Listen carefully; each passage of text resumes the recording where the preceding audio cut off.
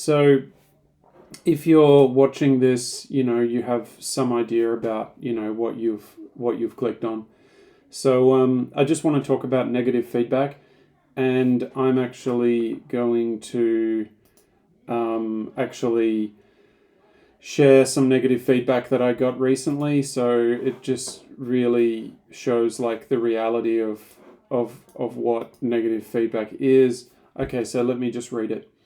Hi Joram, some feedback from the customer and students from your performance. I don't want to show like who it's actually from, but yeah, so I'll just read it. But yeah, we can actually. Oh, what am I doing? Okay, I won't do that. Anyway, so let's just read it then. Number one, for Tuesday's class, the students have difficulty to understand you clearly, so please slow down when speaking. If you can speak some Chinese, helping them to understand will be a plus. Okay, that's point one. Point two, for class B, you can increase the difficulty. You can use the same PPT, but better make a little difference in teaching. Okay. Number three, some students mentioned your jokes, in air quotes, is a little bit offensive. Please try to avoid it. For Class C, you mentioned some learning resources to the students. They asked if you can provide some material so they can learn after class. Regarding the AC temperature, air conditioner temperature, 19 degrees is too cold for them. I guess you can accept if you increase the AC temperature. Feel free to ask questions if needed. Good luck. And we actually had like a little meeting about those things. So yeah, I mean, you don't want to I guess this video is for people who maybe are dealing with negative feedback, dealing with the pressure of negative feedback. That's what this video is designed to do.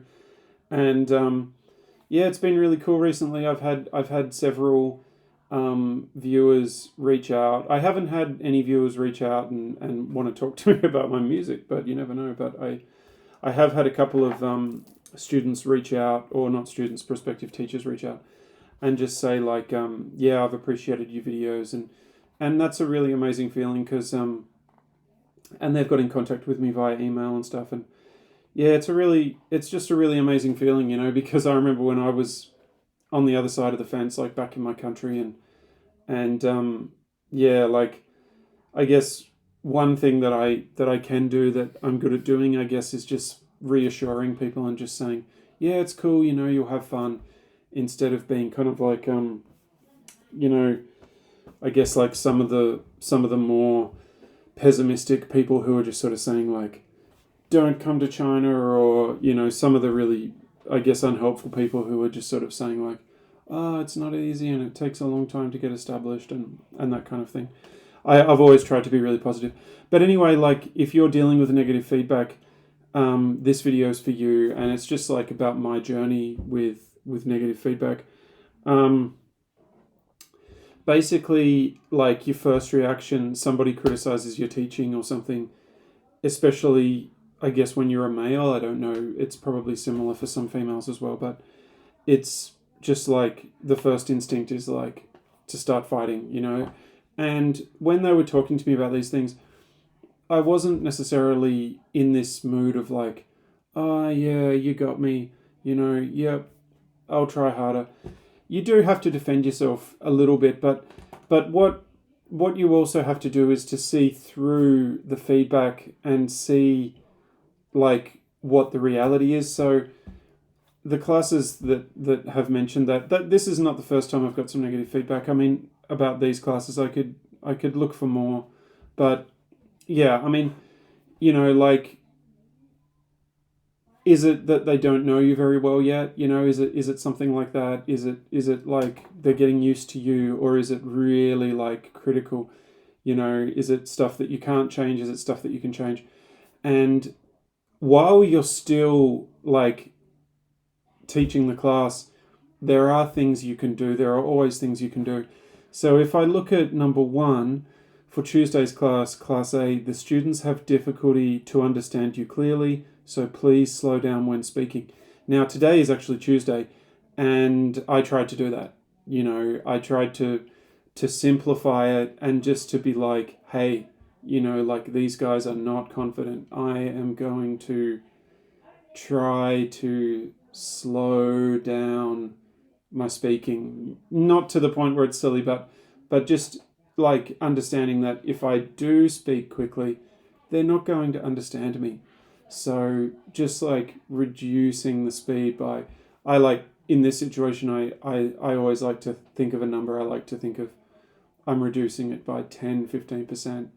And I'm also not saying like 4 or 5 sentences at once. I'm keeping it simple and connecting to the topic, connected to the topic, and writing on the board so that they can read what I'm saying to them as well. So that's something you can fix. That's a button you can press. That's a lever you can pull. Now, number 2, let's look at this. For Class B, you can increase the difficulty. You can use the same PPT as Class 1, but better make a little difference in teaching. Okay, sure. So that's actually I've done that as well.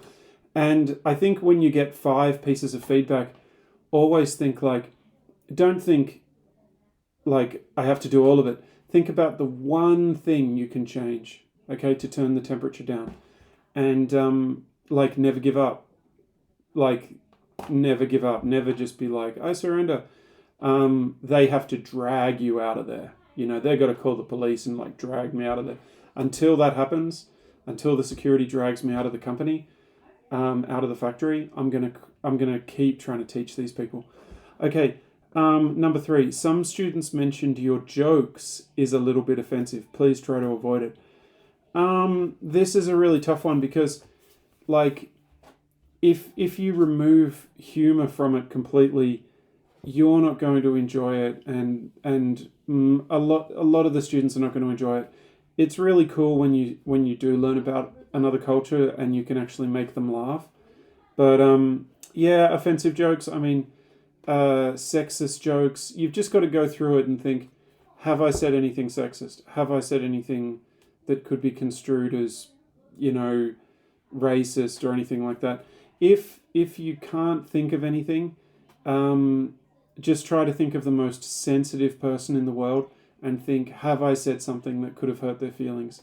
And yeah, that's something to definitely be aware of. I mean, it's not as if I have to really control myself that much that, I'm just going to go off and just make all of these offensive jokes. But what I think that comment is, because they make me record the classes, I think that the company has just made that decision. I don't think that that's necessarily something to be too worried about. But yeah, when you are making jokes, just always think like, even if you make a joke about children, somebody maybe doesn't have children. If you make a joke about the north of China or something like that, or some place in China, somebody's husband or wife could be from there, or mother or father. So, yeah, you've just got to be careful. But there's a lot of jokes that Chinese people can understand and really enjoy. And the Chinese are a very humorous people, Okay, now number 3, learning resources. Okay, if you can provide some material. Yeah, great. So I'm going to give them like terabytes of books now. Okay, so that's like tick. I can action that.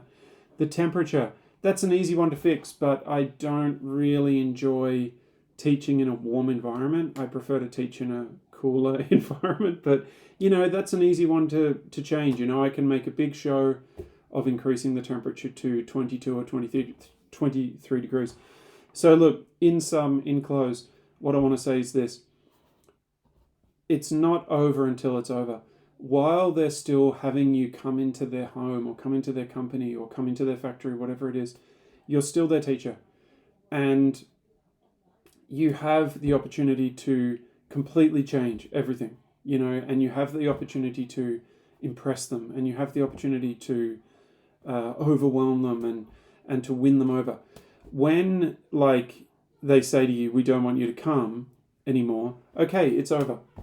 All right? You can't rock up to a factory or rock up to a company and be like, give me one more chance. I mean, they'll call the mental hospital on you, like, it's just not going to happen. But while you're still in the role, you can make changes. You can always make changes. And every change you can think of, you can pull a stunt. This class, the Class C, the higher level class, I've been giving the students books. I've been giving them novels to read. So that, like, novels I've read and novels I don't really need anymore, but that they might find interesting. So you're sort of winning them over a bit. Really listening to them. And this is like, I don't want to go off because I haven't planned this part of the video, but I'll just say this, like, a big change that happened to me was like, I just was like, because I thought about when I speak to people, like, do they listen to me? And it's like, if you're not listening to them, why are they listening to you? Like, and then it crossed me, like, it struck me, I'm going to try really hard to, like, try to listen to this person and try to enjoy this time with them. And yeah, like, that's probably the advice I want to end it with. Like, don't pretend to do a good job, or don't pretend to listen to the students. Actually listen to them, actually value them. And when you do that, they can feel it. They can feel it. I believe they can feel it. People are sensitive, like, as Shakespeare said, we're the paragon of animals. So if animals can feel these very subtle things, so can human beings. So if you try and just believe 100% with all of your heart and soul that you're going to listen to this person, that you're going to value this person, that you're going to respect this person, then you've got a much higher chance that they will sort of perceive you as respecting them, perceive you as being interested in them.